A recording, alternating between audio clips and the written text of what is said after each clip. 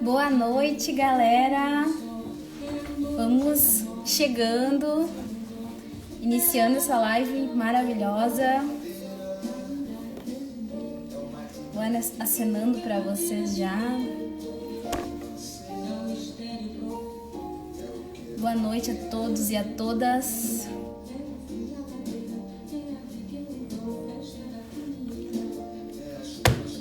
Vou dar um tempo. Boa noite, boa noite. Isso aí, vamos chegando, vamos bater um papo, colocar o papo em dia, né? Esperando aí o suporte entrar também e dar o ok pra gente iniciar. Se mantenham online. A conversa vai ser muito boa.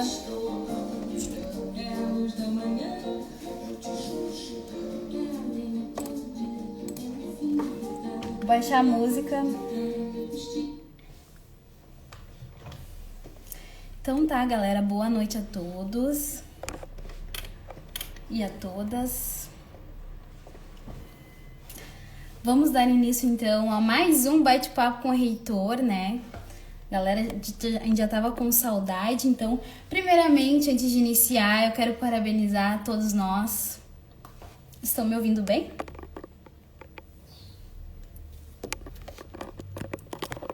Isso? Ah, fechou. Parabenizar todos os estudantes, a todos e a todas estudantes pelo dia de hoje, 11 de agosto, é o dia do estudante. Foi demarcado por conta do início, né, da abertura, da criação de instituições de ensino superior no Brasil e também por conta do aniversário da UNE, né, União Nacional dos Estudantes, uma entidade que vem lutando aí pelos estudantes há muito tempo. Então, para quem não me conhece, meu nome é Fernanda Rodrigues, eu estou presidente do DCF Vale e sou graduanda do curso de Pedagogia da universidade.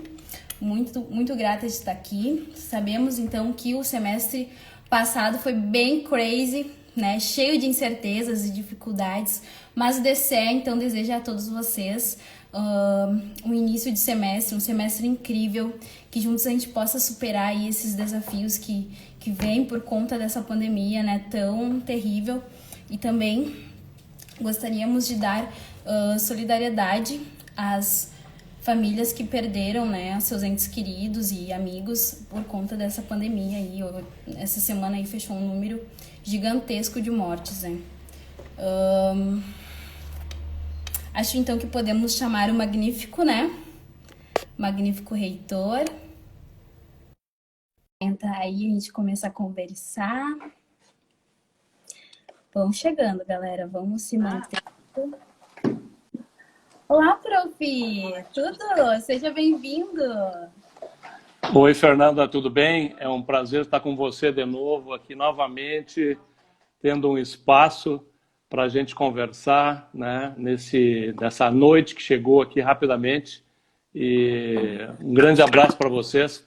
A gente tem muita saudade de conversar pessoalmente, mas a gente consegue matar ela aí pela internet com essas lives. Muito obrigado pelo convite que vocês me fizeram e temos bastante coisa para conversar. Isso aí, a gente que agradece o aceite, né? Gostaria de ressaltar que esse bate-papo com o reitor, ele já vem acontecendo desde que a nova gestão assumiu, né? Na reitoria, a gente fazia ela ali no espaço puffs, do lado do DCE, era muito tranquilo, todo mundo sentado nos puffs, conversando com a reitoria, né? Às vezes não era só você que ia, eram os diretores também, então isso vem, né, de longa data. E que bom que a gente se manteve, né? Mesmo com o distanciamento, a gente manteve esse contato, com esse diálogo, assim. Te agradece bastante. Eu acho que a gente podia iniciar. Não sei se todo mundo já te conhece, de repente tem estudantes novos. Gostaria que te apresentasse, falasse um pouquinho da tua trajetória. Então tá bem. Bom, gente, para quem não me conhece, eu sou o professor Kleber Brodanov, trabalho na Fevale há bastante tempo, agora estamos chegando perto dos 25 anos na universidade. E quando cheguei aqui, a universidade tinha 1.230 alunos. Era bem pequena, eram poucos cursos. E vivenciei muitas fases da Fevale, ela como uma federação de estabelecimentos, depois como um centro universitário em 99, e depois na sua transformação em universidade, que a gente completou um pouco mais de 10 anos.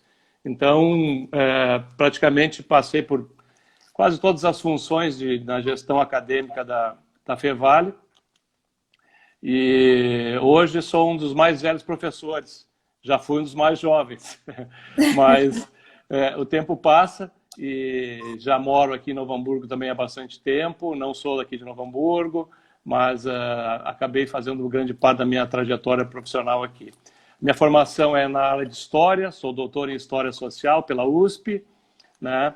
E trabalhava com América Colonial, e hoje ainda faço pesquisa, e a minha pesquisa trabalha com formas de representação, com manifestações culturais, né? E quem quiser ter aula comigo vai ter que se inscrever lá no programa de Processos e Manifestações Culturais no mestrado e doutorado, onde eu trabalho, onde eu pesquiso. Trabalhei com várias questões sobre festa, sobre futebol, né? E agora, 2 anos praticamente, 2 anos agora em julho, estou atuando como reitor. Então é um grande prazer estar com vocês aqui, nessa casa que é a Fevale, que abriga tanta gente interessante. Show de bola, é um prazer. Prof, queria que tu começasse aí relatando, né, tendo em vista, considerando esse semestre crazy que a gente teve, quais foram os maiores desafios e conquistas aí de 2020? Olha, Fernanda, assim, esse ano de 2020 é um ano completamente maluco, né?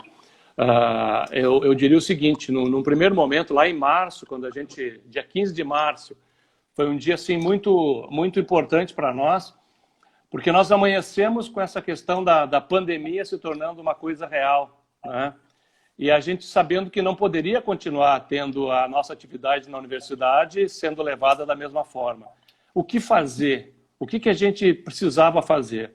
E aí começou talvez aquela primeira angústia, aquela primeira loucura, né? Acima de tudo, manter a atividade da universidade funcionando, mantê-la viva, manter os professores trabalhando, manter os alunos tendo acesso à educação, muita gente precisando se formar, outras pessoas no meio dos seus cursos, aquela incerteza total, né? E paralelamente a isso, a questão da saúde, da vida das pessoas e toda no primeiro momento, uma neurose coletiva sobre essa questão do vírus, um desconhecimento. Então, os desafios desde aquele dia 15 de março, eles não pararam de acontecer numa velocidade brutal, porque a gente não tinha nenhum parâmetro, a gente não podia olhar para algum momento que a gente viveu, que a gente conheceu, que a gente estudou e dizer, não, agora isso vai durar 30 dias, 15 dias, 20 dias, agora a gente se recolhe, isso passa, a gente toma um remedinho, toma uma vacinazinha e vai tocando. Nós não tínhamos mais essas verdades, essas certezas. E a gente teve que viver um dia de cada vez, né? A primeira coisa que a gente fez foi, bom, gente, nós não podemos nos entregar, a gente não pode ir para casa, nos fecharmos em casa e esperar que as coisas passem e o mundo melhore. Nós temos responsabilidades conosco, com as nossas famílias, com os nossos alunos, com as nossas instituições. E a gente teve que pensar como fazer para se manter vivo, para se manter ativo e para cumprir o nosso papel social, que é um papel de educação, que é um papel de levar conhecimento, que é um papel de desenvolver a comunidade, a sociedade, e a gente teve que repensar. Felizmente, Fernando, assim, eu digo de coração isso, a gente, embora as críticas, embora os problemas, as incertezas, nós tivemos assim, muito apoio de vocês, estudantes, muito apoio dos professores e dos funcionários. E a gente conseguiu, no dia 15 de março, virar a chave. A gente passou de uma instituição que funcionava presencialmente para uma instituição que passou a funcionar remotamente de uma maneira digital. Claro, No início não foi uma maravilha, a gente teve problemas, a gente teve o suporte tecnológico, a gente se adaptar, a gente não sabia se aquilo era por uma semana, um mês ou um ano, mas isso foi assim, uma vitória da nossa universidade, juntamente alunos, professores, funcionários, que a gente conseguiu, então, continuar de pé, continuar funcionando. Esse foi o primeiro desafio que a gente venceu. A partir dali, a gente foi gradativamente tentando se ajustar. E se ajustar do ponto de vista, bom, nós temos que manter uma qualidade, nós temos que manter os nossos alunos interessados, manter os nossos professores ativos. E aí vocês devem ter acompanhado pelas redes sociais os professores fazendo serenata, os professores declamando poesia, os professores fazendo encontros virtuais. As pessoas se deram conta de que precisavam disso para também se sentirem vivos e se sentirem ativos. Então, o grande desafio foi a gente se manter ativo na nossa função e nos mantermos com saúde, preservando a saúde dos professores, dos alunos, dos funcionários, né? Nos resguardando e, paralelamente a isso, a universidade lá contribuindo, fazendo o teste do Covid, fazendo máscaras com seus voluntários, com seus professores. Então, aprender a viver no mundo pandêmico. Acho que dá para escrever um livro, viu? Sobre como sobreviver no mundo pandêmico, quando as incertezas elas são muito maiores do que as certezas. A universidade, ela vive de verdades, ela vive de questões que a gente sempre procura ter certeza, ela vive da certeza. E a gente teve que aprender a conviver durante alguns meses com a incerteza, né? Eu acho que esse período passou um pouco, Fernanda. Acho que a gente agora sabe da dificuldade, conhece o inimigo, sabe como se defender, mas infelizmente a gente também tem os problemas econômicos, a gente também tem os problemas de os alunos terem acesso, muitas vezes remoto, pela internet, às aulas, a dificuldade muitas vezes de pagamento, a dificuldade de financiamento, as vidas das pessoas que, os familiares, muitos são interrompidos com a questão do Covid, né? Agora são novos desafios, mas pelo menos a gente tem uma estrutura e eu acho que a gente não está mais deprimido como a gente pensou ficar lá no início. A gente conseguiu ver que não adianta pensar naquele passado, nós vamos ter que conviver e encontrar fórmulas de avançar. Então, acho que esse convívio com vocês, essas trocas, essas experiências que a gente teve, né, elas foram saudáveis para a gente se manter ativo. Obrigado aí a todos que mandaram críticas, sugestões, fizeram contato conosco, né, nos sinalizaram o que estava bom, o que não estava, para que a gente pudesse... E você sabe, o DCE sempre foi um parceiro, Fernanda, assim, os DAs, os DCEs, sempre nos dizendo, olha, não está legal isso, olha, cuidem daquilo. E a gente foi tentando ajustar no mundo novo. Essa é uma instituição que se foca no aluno, então a gente sabe que vai ter problemas, mas que a gente vai ter coragem de ajustar. Muito obrigado aí a todos que nos ajudaram a chegar até o dia de hoje, num novo semestre, numa nova perspectiva, esperando chegar a vacina e aí levar uma vida mais próxima do que a gente entendia por normalidade. É bem o slogan que a gente usa, né? Juntos sairemos mais fortes, separados mais juntos, porque é isso, é uma construção coletiva, né? Eu, por exemplo, moro sozinha, tenho algumas dificuldades, mas algumas condições, mas já minha amiga já mora com família, já tem, né, toda essa questão da organização familiar, o outro já tem uma internet boa, mas quando vê, se concentra menos durante as aulas por conta de uma questão, né, cognitiva e tudo mais. Então, vai juntando um pouquinho ali, um pouquinho ali, um pouquinho aqui, e a gente vai construindo um ideal, né, melhor para essa questão pandêmica. Eu acho que mas a gente vai aprendendo, né? A gente vai aprendendo porque provavelmente nós professores, a gente tem a certeza de que daqui para frente nós não vamos poder continuar ensinando como nós ensinávamos. E vocês também provavelmente não vão querer mais ter aquele ambiente único como tinham. Então a gente vai ter que ter novas metodologias, novas tecnologias, um novo tipo de relacionamento. Alguns gostam, os outros nem tanto. É a vida, é do jogo e a gente vai aprendendo.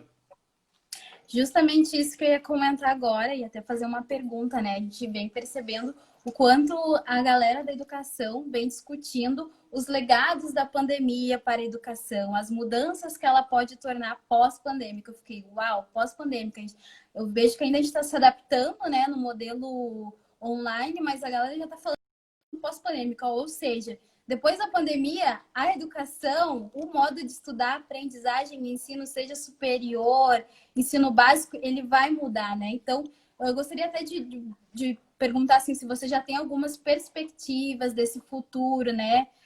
De como vai ser os modelos de ensino, como serão os modelos de ensino futuramente, né? Depois dessa pandemia, a gente aprendeu muita coisa e acredito que os profs também. Nossa, esse segundo semestre, assim, começou tão bem nas aulas online, eu vejo feedbacks bem positivos, inclusive o meu dos meus professores já começaram assim engrenando, já com novas plataformas, super engajados na tecnologia, né? Então, algo que veio sendo construído no primeiro semestre. Então, eu imagino que a gente vai terminar o ano de 2020 com uma bagagem bem grande, né? Nessa questão da tecnologia da educação. Então, eu gostaria de saber as perspectivas da universidade para esse caminho, né?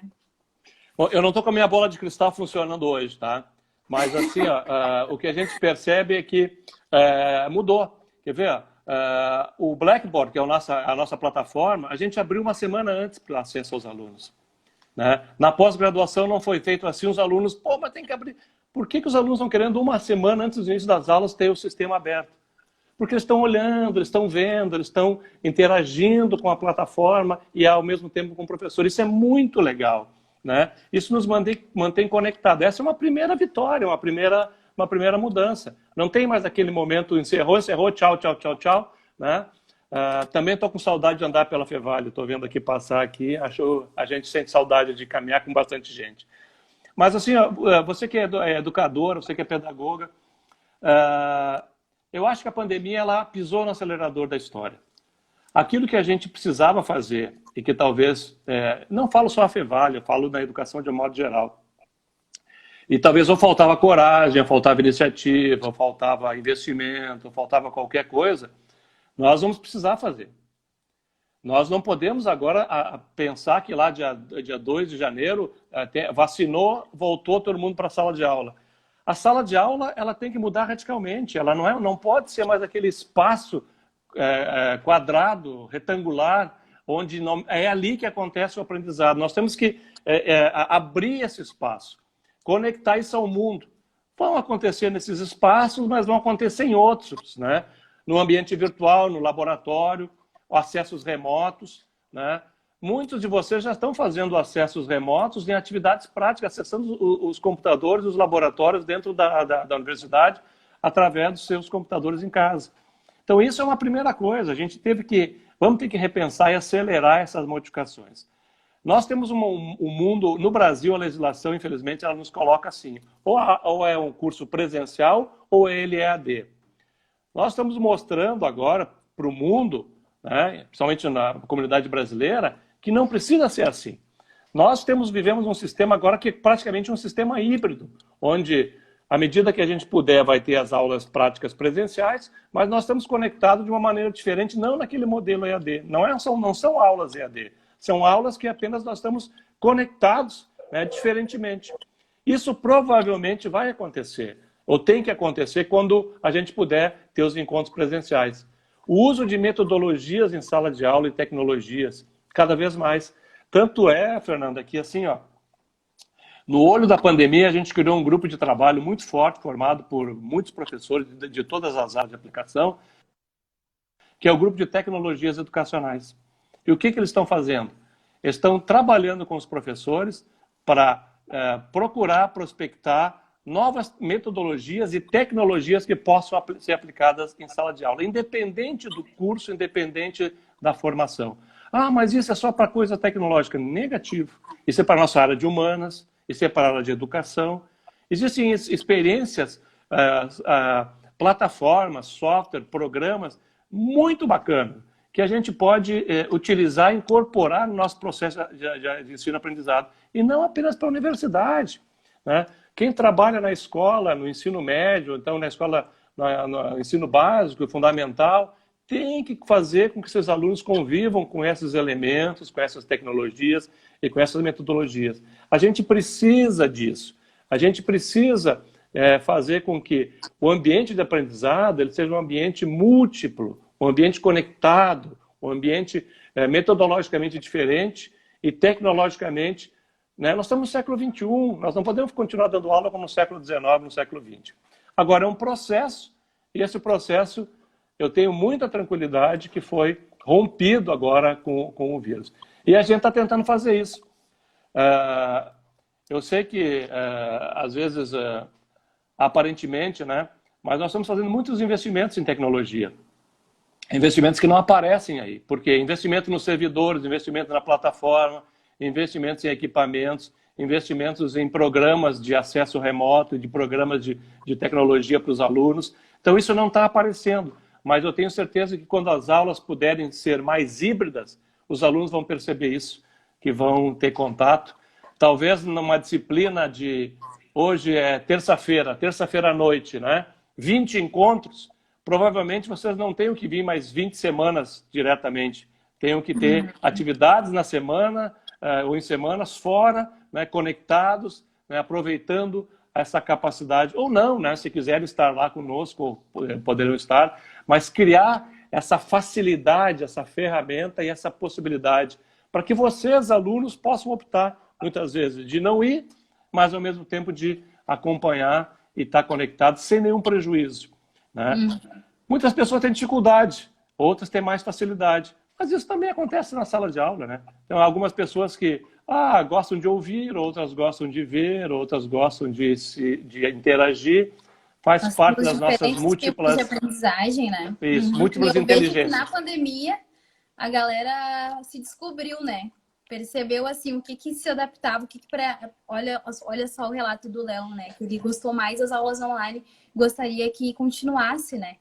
Então, muita gente que pensava que não conseguia estudar em casa, quando vê, tá vendo que tá rendendo muito mais, né? Ou não porque o problema seja professor ou quando tava fazendo aula presencial, mas é a tua aprendizagem, é o teu time, né? Perfeito. Eu acho que vai ter mais opções para os alunos e mais opções aos professores. Nós, professores, vamos ter que nos adaptar a essa nova realidade, essa nova plataforma, e provavelmente vamos nos aproximar mais de vocês. Por que nos aproximar mais de vocês? Vocês já são dessa geração mais conectada. Isso vai nos levar a repensar a maneira com que a gente trabalha. E também o século XXI é um século onde o acesso ao conhecimento ele é muito mais facilitado. Né? Então, a gente vai precisar, como professor, ter uma capacidade indutora, uma capacidade organizadora, uma capacidade até tutora. Né? Não sendo um tutor, mas sendo tutora de ajudar vocês a descobrirem outras formas de aprenderem e de interagirem. Agora, a experiência presencial na universidade ela é legal, né? Porque a gente conhece pessoas, interage, namora, casa, né? Toma chimarrão, isso também tem seu valor. Quando a gente já deve ter casado pela Fevale, né? Muita gente, né?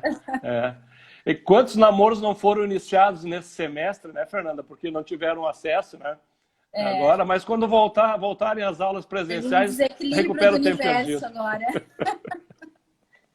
Sim, o chimarrão no Redondo, né? Muita gente comentando disso, chimarrão no Redondo, Rua Coberta, que chegava na Rua Coberta e encontrava muita gente, né? Passando ali do Lilás para um prédio pro outro, ia encontrando alguém, quando vê já se atrasava para a aula, já tinha que, não, depois a gente conversa e vai correndo para a aula. Isso a gente sente muita saudade, né? Acho que isso é unânime. Alguém perguntou aí, né, se tem um modelo ideal. Não tem um modelo ideal, acho que isso depende muito, né?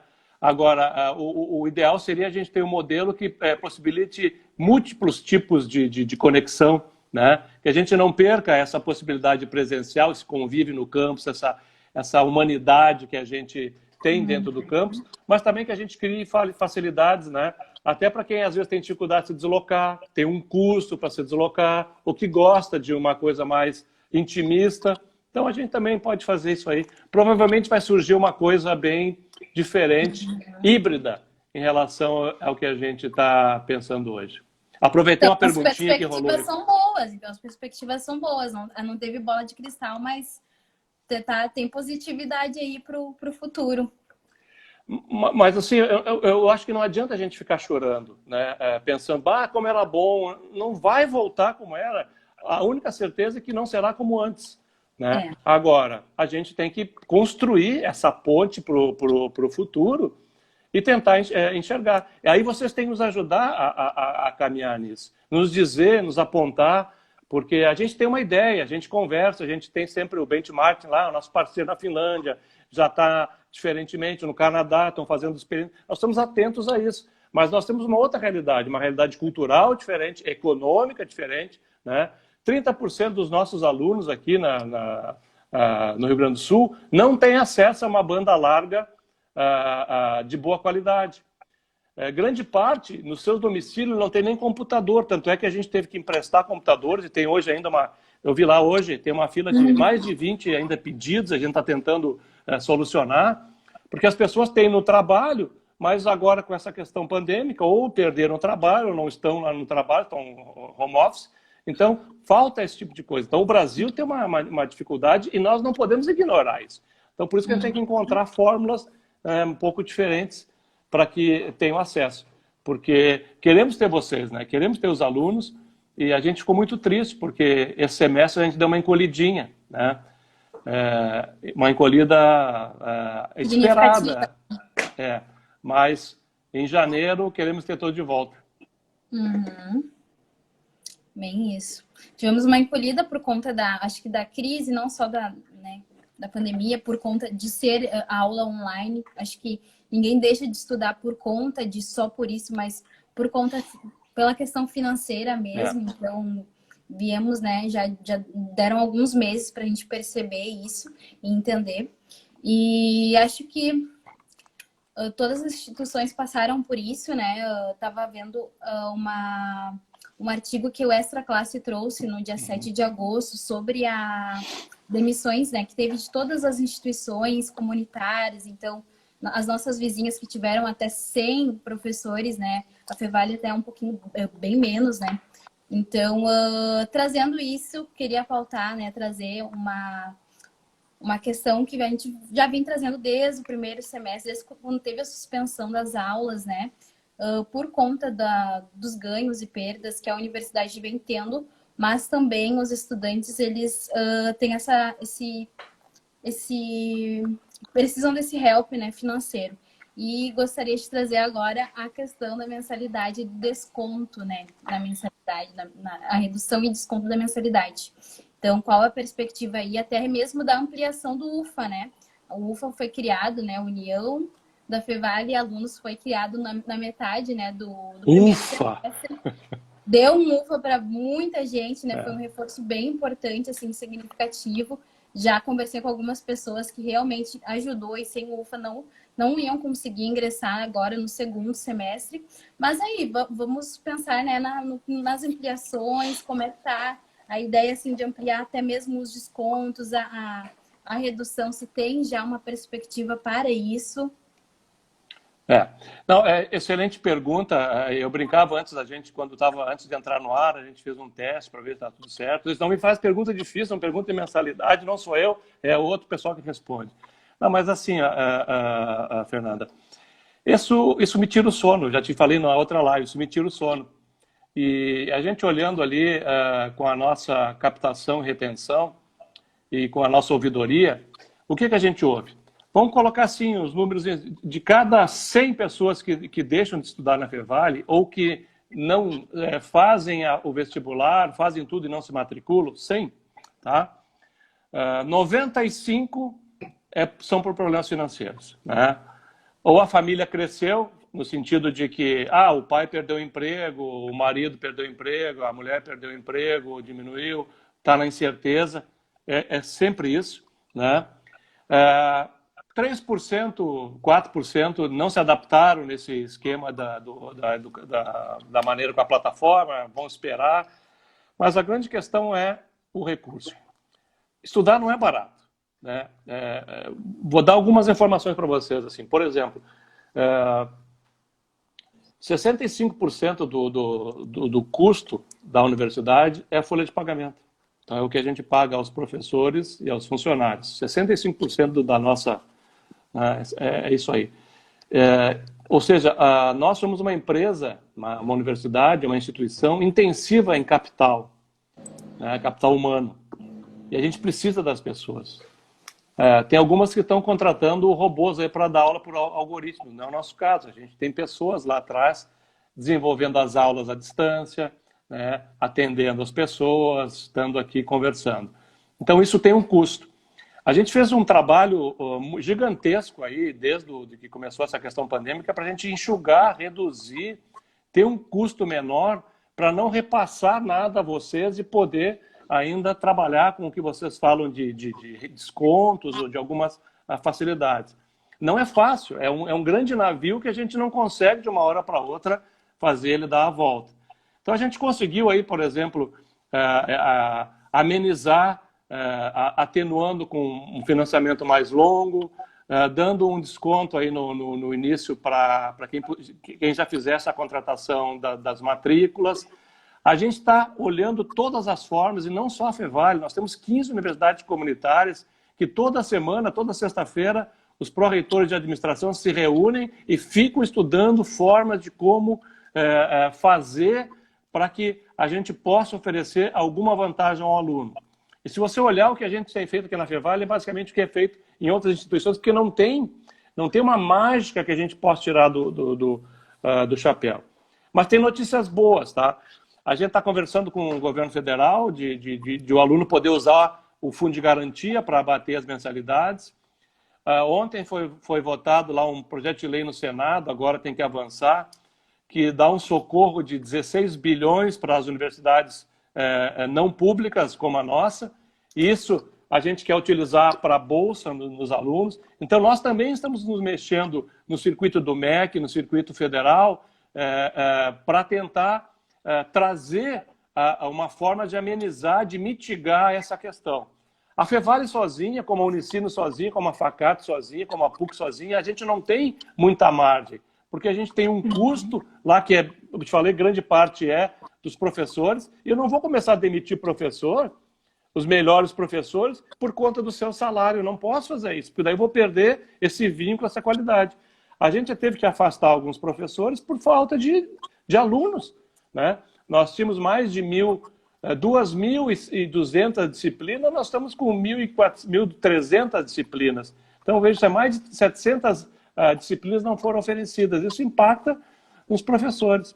Então, é uma dificuldade bastante grande, mas a gente não parou, a gente está olhando e vendo onde pode ajudar a financiar, trabalhar, não repassar custo ao aluno, né? Diminuir a nossa despesa interna, enxugar, ser mais enxuto, né? Para realmente continuar tendo qualidade e continuar tendo uma atividade boa. Mas eu sei que alguns até perguntaram, mas agora não tem luz, não tem água. Olha, gente, isso aqui é mínimo dentro da folha nossa. Se a gente não tem um pouco de luz, um pouco de água, não está pagando essa conta, as manutenções dos equipamentos, laboratórios, elas continuam, são manutenções preventivas, a gente tem que manter as coisas funcionando. A limpeza e a higienização, ela continua, embora talvez no ritmo não, né? As manutenções em equipamentos, prédios, elas continuam, porque a gente não pode abandonar essas coisas. E pelo contrário, a gente tem feito investimento muito grande em tecnologia. Por exemplo, ampliar a capacidade do Blackboard, ampliar a capacidade dos servidores, né? Porque agora tudo circula por ali por dentro, até melhorando a estrutura, até trocar ar-condicionado dos servidores para evitar que dê algum problema, melhorar a segurança para ninguém não ter nenhum hacker que possa entrar, desenvolver com os professores novas metodologias e tecnologias, continuar apostando na capacitação. Então, a gente aparentemente não tem aquele custo, né? Mas a gente está tendo outros custos para manter a operação num outro padrão, né? E vocês podem ter certeza que a gente está olhando, junto com as outras universidades e junto com o governo federal, formas de tentar mitigar, né?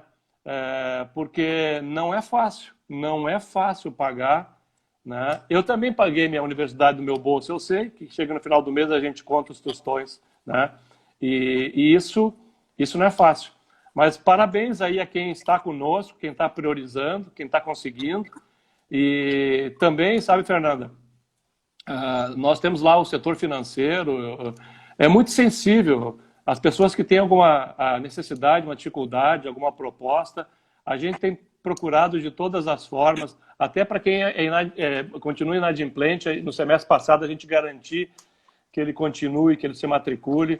Nós não somos insensíveis, nós queremos ter vocês, tá? Mas, infelizmente, eu gostaria de ter uma solução mágica. Não tem. Pode ter certeza que quando a gente estiver, vocês vão ser os primeiros a saber. Você sabe, estou falando aos alunos aí, não falo para a Fernanda, mas o DCE é um grande parceiro. Quando a gente tem alguma proposta ou pensa em alguma coisa, a gente sempre chama o DCE, diz, isso ajuda, isso serve. E o DCE também nos procura quando diz, olha, isso não está legal, isso não está ajudando, isso não está dando efeito. Então, acho que fortalecer os DAs e o DCE nos ajuda a dialogar com o maior número possível de pessoas e nos ajuda a encontrar soluções para a maioria das pessoas. A gente não pode pensar individualmente. Eu sei que às vezes tem colegas que vou entrar com uma ação para baixar minha mensalidade. Isso é uma coisa individual. As pessoas têm direito, mas isso, né? A gente sempre pensa em ter medidas que sejam de atendimento a todos. Então, uma medida que vai favorecer a todos e não uma pequena parte. E aí isso não é muito fácil. Mas tem alguns cabelinhos brancos a mais, mas vamos em frente. Obrigado pela tua pergunta, porque eu acho que é uma questão que eu encontro sempre os alunos e respondo. E te digo assim, com toda honestidade, né? Não é fácil, eu gostaria de ter uma solução melhor. Sim, a gente já vem conversando de longa data. Vou dizer que essa pauta a gente vai continuar. Enquanto ela for remota, a gente vai continuar batendo no desconto e na redução da mensalidade, né? Tentando equilibrar, talvez aumentar a flexibilização do pagamento, que já veio bem grande, né? Com o UFA, eu lembro que era um pouquinho mais difícil quando estava inadimplente, queria resolver logo para poder iniciar o próximo semestre, e era uma luta e tudo mais. Agora não, tu já vai lá, dá uns cliques, já manda a tua proposta de pagamento e já abre a matrícula para ti. Então, pelo menos isso não. Entre outras coisas, já melhoraram bastante. Então, acredito que a gente vai conseguir. E a gente tem, inclusive, monitorado o tempo de resposta, que a gente não demore a responder aos alunos também, porque às vezes é muito pedido, mas a gente tem incomodado os colegas lá do setor de recursos para a gente ver, né? Ser rápido, ser ágil, porque as pessoas ficam nervosas, elas querem voltar a estudar, né? Ansiosas, e está acontecendo agora. De medo, ainda mais quando tu fala de financeiro, do bolso, daí tu tem várias outras prioridades e tu quer saber se vai dar certo, se não vai dar certo, se tu vai pagar aquela conta ou aquela outra, né? Tem gente, mais opções de financiamento, que legal. De repente tem alguma ideia, nos passa, nos manda fale com a Fevale ou ligue, quer dizer, a gente está aberto, está sempre procurando, né? Agora, claro, né? Cada desconto que a gente dá, a gente tem que assumir e ter esse valor. Esse segundo semestre, para nós, vai ser bastante difícil, né? Em termos do nosso orçamento, horrível. Mas a gente está de pé, esperando assim, sabe quando a gente vai dar um mergulho na piscina? Tenta tapar e vai atravessar, e vamos passar isso aqui no ano que vem, se Deus quiser. E se a gente trabalhar, vamos estar melhor, Fernanda. A gente viu alguns movimentos de algumas universidades, até já tinha enviado até para o senhor, de estarem processando as universidades, pautando a redução de mensalidade, levando o Ministério Público, fazendo toda aquela briga e até convidando assim, o DCE para participar disso, né? Mas são entidades que não dialogam com a reitoria, né? Não tem esse contato, não tem essa conversa, não tem como organizar isso junto, né? Então, a gente não até nem chegou a este ponto. Acredito que, não sei se a gente vai precisar chegar, né? Porque aos poucos a gente vai avançando. Teve a redução agora também no mês de rematrícula, né? Que foi bem significativa ali. Foi bem bom ver ali o boleto com valor a menos. Então, acredito que é bem por aí, né? Pelo diálogo, como a gente vem fazendo, já virou uma tradição nossa, né? É isso aí. Sempre conversando, tendo diálogo.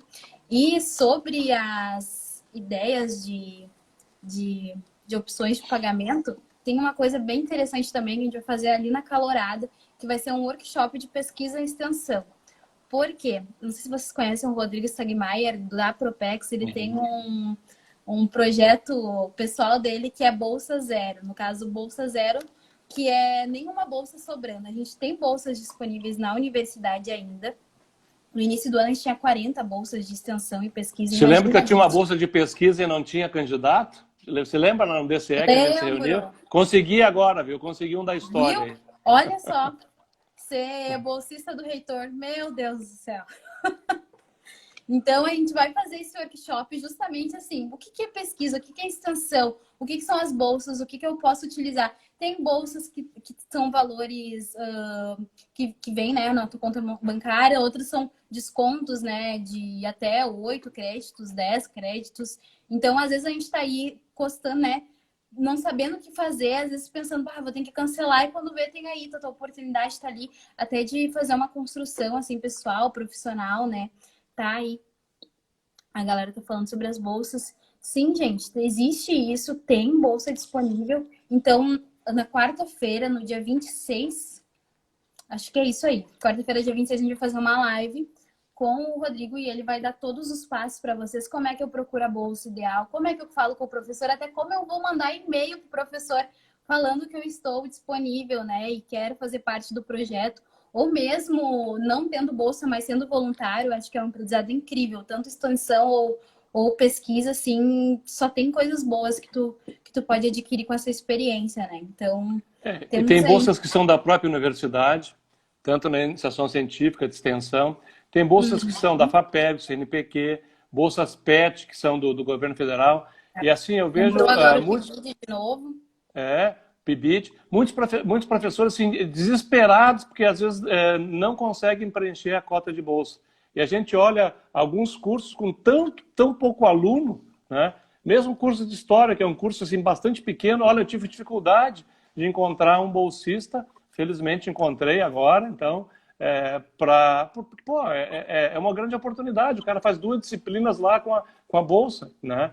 E tem um aprendizado em termos de investigação, de pesquisa científica, aprende a escrever artigos, tem uma outra convivência, provavelmente vai ter um caminho diferenciado para uma pós-graduação, ou mesmo para um trabalho, vai ter uma visão sistemática um pouco melhor da sua atividade. Então, grande iniciativa essa de vocês, eu acho que é muito bom, porque às vezes é uma dificuldade para encontrar. Sim. Que bom. E ficam os professores com dificuldade de encontrar alunos e os alunos com dificuldade de encontrar uma saída. E é só juntar os dois ali e fazer conversar um pouco, né? É verdade. É exatamente isso. Alguém perguntou ali, alguma previsão para a volta no campus esse semestre? Assim, isso é uma coisa que independe de nós, né? Por isso que a gente até anunciou bem antes das matrículas que, como não havia previsão, a gente partiria nesse sistema remoto. Bom, ontem a gente viu ainda, Novo Hamburgo e região continua em bandeira vermelha, né? Não há uma previsão de a gente fazer. Então a gente só vai voltar ao campus quando tiver, primeiro, segurança de que não é assim, vem uma bandeira que nos permite numa semana, aí na outra semana volta ao vermelho. Não, a gente não pode fazer esse jogo. Vocês precisam se organizar, vocês precisam ter transporte, outras coisas. Então a gente precisa ter segurança para vocês voltarem, né? Nós queremos um protocolo de segurança assim muito rigoroso, né? Provavelmente fazendo revezamentos, provavelmente também usando mais tecnologias para o acesso ao campus, o acesso às salas. Então, quando isso for possível, a gente vai fazer com segurança. Agora, todos os prognósticos, essa semana ainda conversei com a Secretaria de Educação e com a Secretaria de Ciência e Tecnologia aqui do Estado, não existe nenhuma previsão nesse mês de agosto de se voltar. Se fala talvez na segunda quinzena de setembro, depois do feriado de 7 de setembro. Mas isso assim, é uma especulação, a gente não tem certeza, né? Agora, assim, acho que está funcionando bem, sabe? Não vou arriscar nenhum aluno, nenhum professor, nenhum funcionário, né, complicar a vida de nenhuma família, enquanto a gente não tiver as garantias do Estado e as garantias do MEC, que a gente possa voltar, e dos ministérios, né, eu acho que seria temerário. Não gostaria de ser visto assim como um reitor que tomou uma iniciativa demagógica. Eu acho que nós vamos voltar, Fernanda, quando a gente tiver certeza de que ninguém na universidade corre nenhum risco, né? Então, nós vamos ver, né?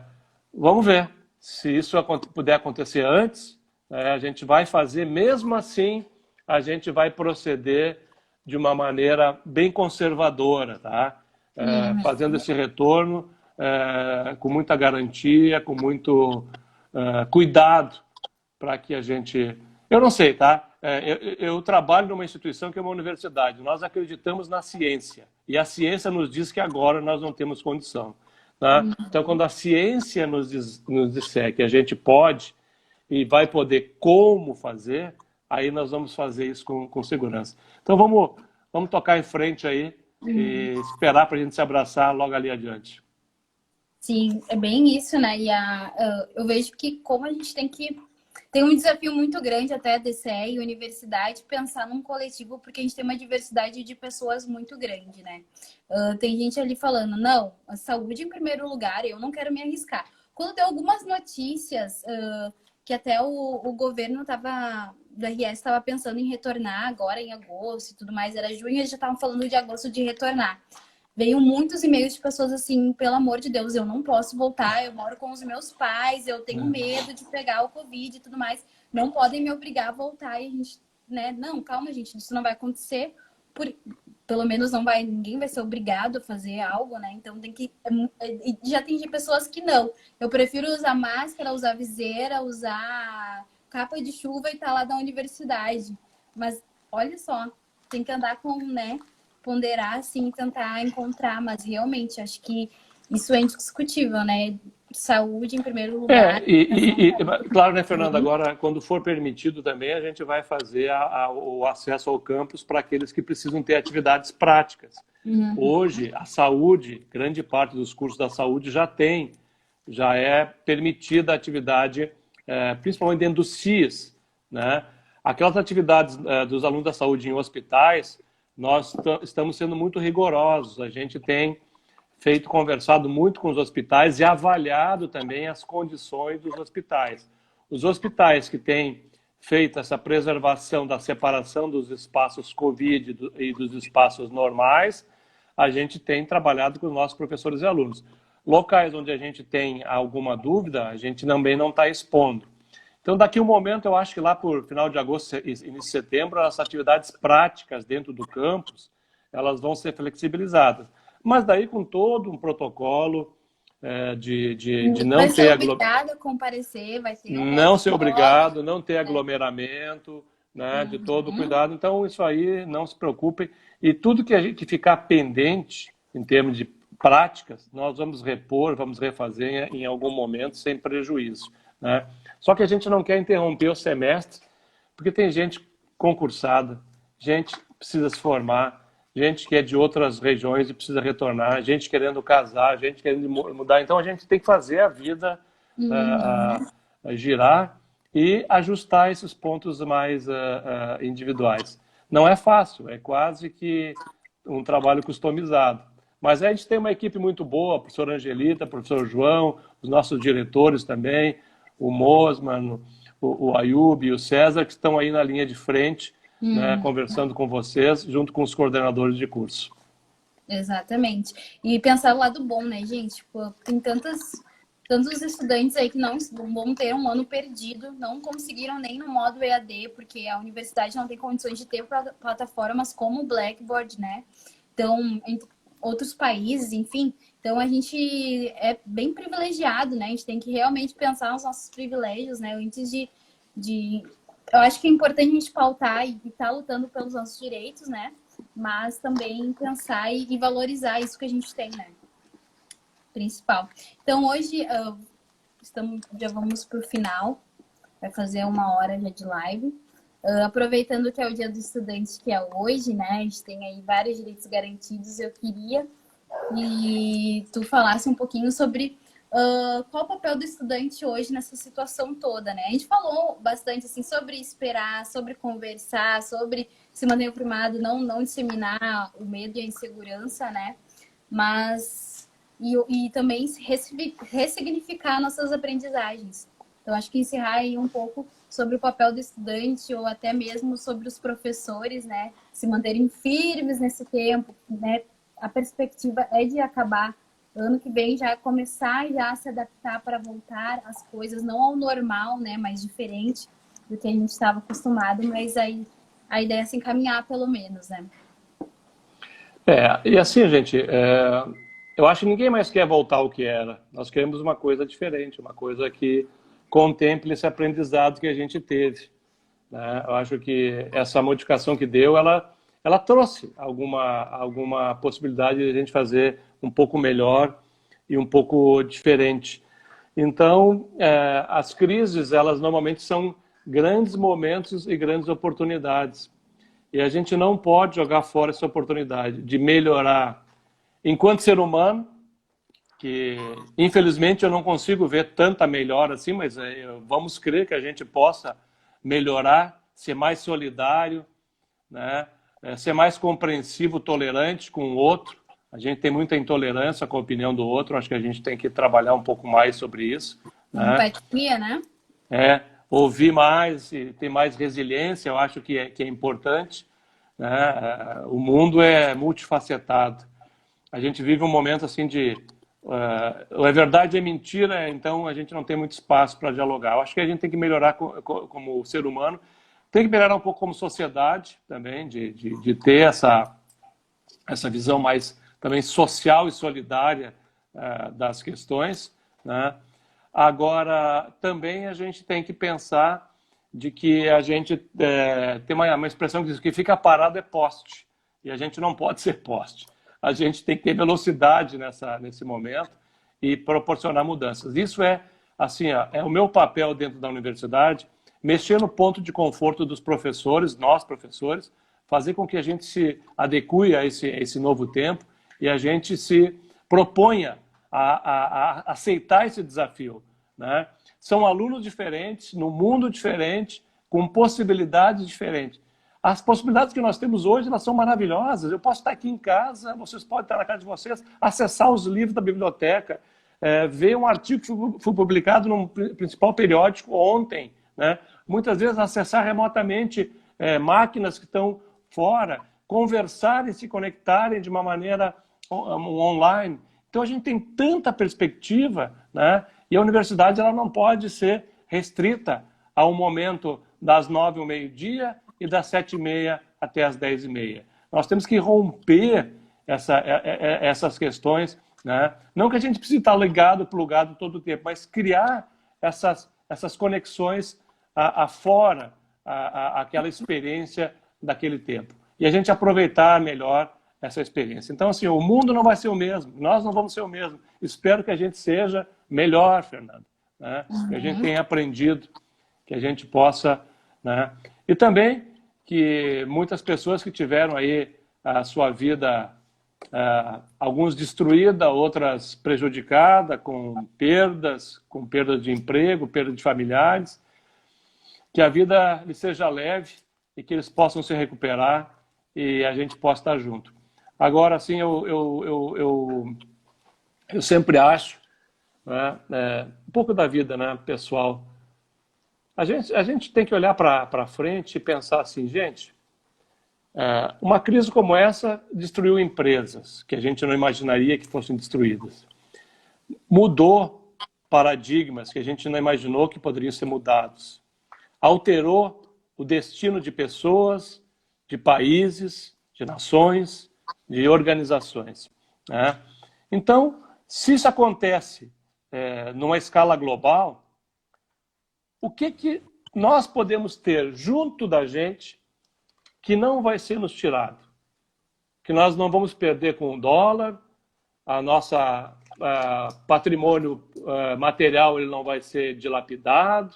O que nós podemos ter conosco que ninguém vai nos tirar? É o conhecimento, é a educação. Então a crise veio, ela destrói, ela tem um efeito danoso, mas quem está nesse processo da educação, quem continua e pode se manter estudando, aprendendo, se formando, é um valente, né? É um resistente, mas é um sábio. Porque quando essa crise começar a passar, ele vai ter uma oportunidade melhor do que aquele que não aproveitou. Quem consegue hoje priorizar, né, e continuar estudando com toda a dificuldade que a gente sabe, né? Olha, não é fácil, né? Com toda dificuldade, eu acho que tem um futuro melhor. E assim eu espero, e que isso seja uma palavra de otimismo e força para vocês. Continuem estudando, continuem trabalhando, continuem se dedicando, né? Olhando para frente, né? Porque quem anda para o lado é siri, a gente tem que andar para frente. Entendeu uma expressão, foguete não tem ré, né? É foguete.